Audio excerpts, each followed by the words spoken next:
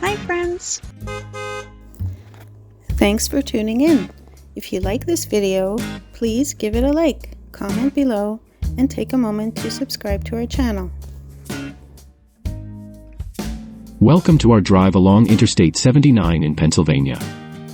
Today, we're heading south from Mariana to Mount Morris, exploring the rich history and scenic landscapes of this region. We begin our journey near Mariana, a borough in Washington County with a deep-rooted history in coal mining.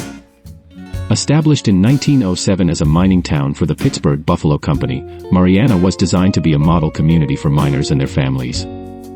As we continue southward on I-79, we traverse the rolling hills and picturesque landscapes characteristic of southwestern Pennsylvania. This region is part of the Appalachian Plateau, known for its rich natural resources, including coal and natural gas, which have historically driven local economies. Our journey brings us into Greene County, an area steeped in history and natural beauty. Greene County is notable for being the southwesternmost county in Pennsylvania, and is traversed by the famous Mason-Dixon line, the boundary surveyed between 1763 and 1767 by Charles Mason and Jeremiah Dixon, to resolve border disputes between the Penn and Calvert families. This line later became symbolic as the division between the northern and southern United States. Continuing our drive, we pass by Mount Morris, a small community with its own unique history.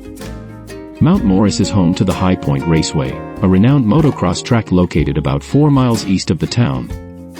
As we conclude our journey, we've traversed areas that embody the enduring spirit of Pennsylvania's communities, shaped by their rich histories and the natural beauty of the landscape. Thank you for joining us on this drive along Interstate 79.